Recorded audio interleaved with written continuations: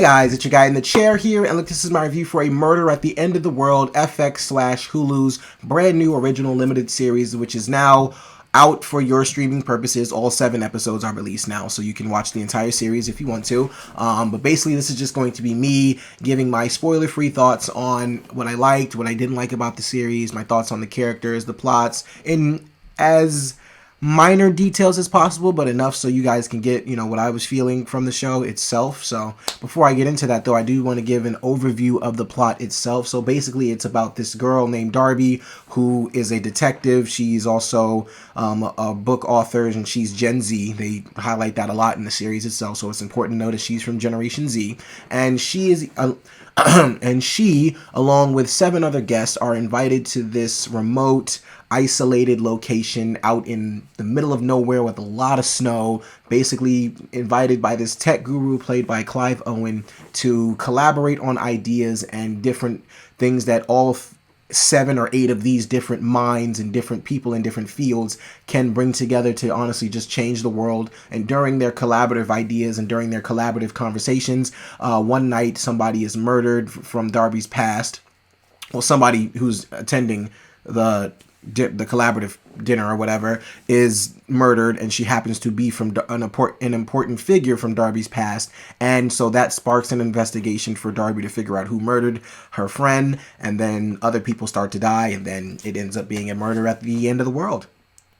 Yeah, A Murder at the End of the World. That's what it's called. I don't know why I lost my train of thought on that. But yeah, that's basically an overview of the plot itself. And look, I'll start with what I liked about the series. And what I liked most about this series was Emma Corrin and Harris Dickerson, I believe his name is. Yeah, Emma Corrin, who played Darby Hart. Harris Dickerson, who is from Triangle of Sadness, which, if you have not seen Triangle of Sadness, I think it is still on Hulu, and I would definitely recommend checking that out because it is a damn good movie, and this is a damn good actor, Harris Dickerson and Emma Corrin. But basically, I loved their chemistry, and I loved the 2 characters, their motivations, and honestly what they brought to the series themselves, especially Emma Corrin. Emma Corrin is the heartbeat of this entire series. She is the person who we are following throughout the entire series. She is somebody who is really just dealing with so much trauma and so much just stress just by honestly not only her friend dying, but we also getting flashbacks to their adventures together about, one of her most popular books. So I think it's the only book she wrote. It's one of her first, most famous books that she wrote, and we are getting an inside look at that. But throughout the entire series itself, I just really enjoyed what this character brought to the series, and I enjoyed how interesting she was. The thing about murder mysteries is you gotta have interesting characters, and you gotta have interesting people to follow throughout the series itself. And I thought this series did a really good job at setting up not only the characters being interesting, but the plot itself and just the mystery of why they're really there. I mean, yes, they are there for collaborative, reasonings, but there's so much more intentions behind that. I thought the series did a very good job at building mystery behind those points and using these characters as far as Bill and Darby. Bill is Harrison Dickinson's character, but basically Bill and Darby to really just give the show life, I'd say. I'd probably say that's the best way to put it. Harris Dickinson as Bill, I thought was incredible. I really thought that he was a very good part of the series. He is an amazing actor, and like I said, him and Darby's chemistry is just off the charts. There's what I'll say about this series I loved most was definitely the first, I'll probably say 5 episodes of this series. I think that's where this series is its strongest. I think the 6 and 7 are a bit weaker than what we get in the first 5 episodes. But just when we get the flashbacks between Bill and Darby and their adventure with the Silver Doe Killer, which is basically what her first book is on, when we get a look into their lives back then, it's just we're seeing a relationship build between the 2. We're seeing 2 strangers come together who are really kind of strangers to the entire world itself. They're kind of loners. They don't necessarily know where they fit in the world, and their weird obsession with murder mysteries and dead bodies is what brings them together. And I just love the relationship between those 2. I thought that was honestly one of the stronger points of the series itself, is really the focus on Bill and Darby's relationship and why she's so driven and motivated to find who killed him, because I mean, you know, you're going to be motivated, period, because not only is that a friend of yours, but we just get time throughout the series to understand why their relationship is so important and why it's so pivotal to what is happening now at the remote location. I'll say this about the other characters.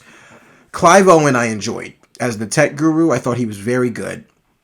I mean, see, the thing about his character is it's just some like I said, I really was enjoying what was going on in the first 5 episodes. I love the setup, I love the mystery, the tension building, and the world building that was going on in the first 5 episodes. And when it came down to the execution and really what we had to do with his character, that's kind of where I had issues with, just like, not his character specifically, but just the direction we went in general. I felt like it was kind of a fall off. Personally, what I felt like this show really does best is the buildup of the mystery. I felt like this show really did a good job at building mystery, at building tension, at building a plot and characters that you could really be intrigued by enough to be interested in just what the hell is going on. But when it came to the execution of that and us actually getting to the gist of why everything is happening, what's going on here, it was kind of disappointing. And that is in relation to not only the actual plot of the show, but the flashbacks too. Once Darby and Bill come face to face with the Silver Doe Killer, I was not really satisfied with the outcome of what happened. I thought it was going in. I mean, I didn't necessarily know what direction it was going in, but what we got, I felt just like wasn't self-satisfactory to me, at least. But I'll say this. One thing I kind of did pick up on in this series is that you can kind of view Bill and Darby as two people who represent what the audiences will see in this show. Bill is somebody who is honestly just along for the ride, and whatever he gets at the end of this ride, that's what he was here for, and he'll be satisfied with it nonetheless. But Darby is somebody who was always hell-bent on finding the meaning of things and finding like the reasonings of why the killers was doing what they were doing, why the killer is so just not necessarily brilliant, but why the killer has their intentions, what motivates the killer, what the mindset of the killer is. And there is a point in the show where they have a conversation about, Bill confronts Darby as far as like, you wanted the killer to have some sort of meaning, but they don't. It's just a killer. It's just who they are. And I felt like that was a representation on how you can kind of break up the audiences, or what the audience's reactions would be to this series. Because I was definitely more on the Darby side, where I wanted more.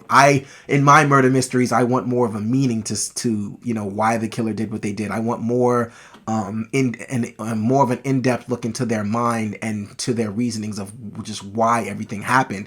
And there's people like Bill who are just along for the ride and they enjoy what they get nonetheless. And it's like sometimes we end up like Darby and we're very disappointed. So I was kind of just disappointed with. I'm saying all that to say I was kind of on Darby's in the Darby spectrum, just where I was kind of just not very satisfied with the outcome that we got in this series. But like I said, the first 5 episodes are brilliant. They were a tremendous build-up. The last 2 episodes for me just weren't the execution I was expecting. Another thing I didn't necessarily like about this series was the fact that they did not have a good use of all of their characters. Like, everybody didn't have something to do in this series.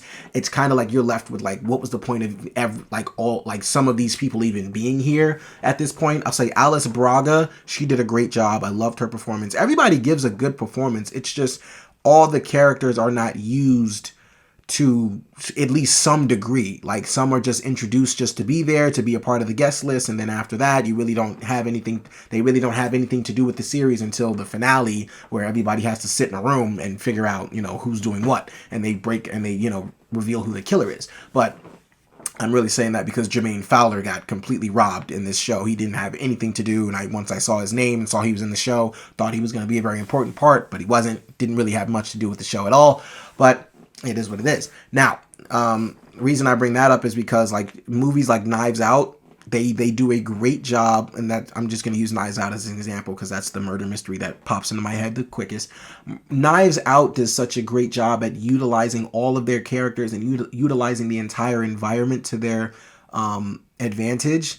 And even if they don't use the character for like a 5 to 10 minute span, they use the character at some point to at least brush over the fact that we went over this character as a suspect. We did something with this character. That's not really what this show does. This show kind of just pinpoints who they think it is, and then they just leave everybody. If you're not really relevant to the series at all, they kind of just leave you out until the end, which, you know, I was kind of disappointed by. But overall, I did enjoy this series a lot. I just felt like the first 5 episodes were much stronger than episodes 6 and 7. That's not to say episodes 6 and 7 left me completely disappointed, because I did understand the ending and I understand why it happened. I just was not satisfied as far as like the motivations, and I wasn't satisfied as far as like, is that really the best we could have done here? Is that really how this all really could have worked out? But honestly, like I said, Emma Corrin and Harris Dickerson, they really do. His name's Dickerson, right? Dickinson.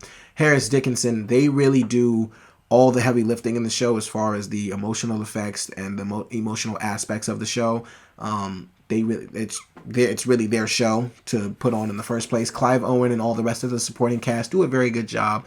The writing just is a lot stronger in the first 5 episodes versus the last 2, but those are my thoughts on A Murder at the End of the World. I did enjoy the series. Please don't take that as I didn't, but I'm very passionate about my murder mysteries. I want them to have meaning. I want my killers to have some sort of meaning, and even if the murderers are the most terrifying or the most terrible people in the world, I, for whatever reason, like to have empathy and at least have some sort of resignation with the characters to see, okay, I could completely understand why they would do that, which you do get to some degree, but I felt like it was just, I felt like this show kind of had like a cop-out, like kind of like a cop-out way of showing that, but that's just my 2 cents on that, but, or 5 cents, whatever. I know the saying is 2 cents, but at this point I've talked so much it became 5. But look, those are my thoughts on A Murder at the End of the World. I do recommend, if you like murder mysteries, please check this series out. And like I said, I felt like this show had a Bill spectrum and a Darby spectrum, of where if you're along for the ride and you just enjoy it for what it is, you're going to be like Bill. If you want more meaning behind it and you honestly are a little more in-depth with your murder mysteries, you're like Darby. Which spectrum did you fall on? Please be sure to check this series out if you're into murder mysteries. If not, check it out regardless, because I think it's a pretty good show. But look, those are my thoughts on A Murder at the End of the World. Thank you guys so much for watching. I really do appreciate it. Be sure to like, share, subscribe, all that good stuff, and so much more, guys. Look, this is your guy in the chair. More content coming to you soon.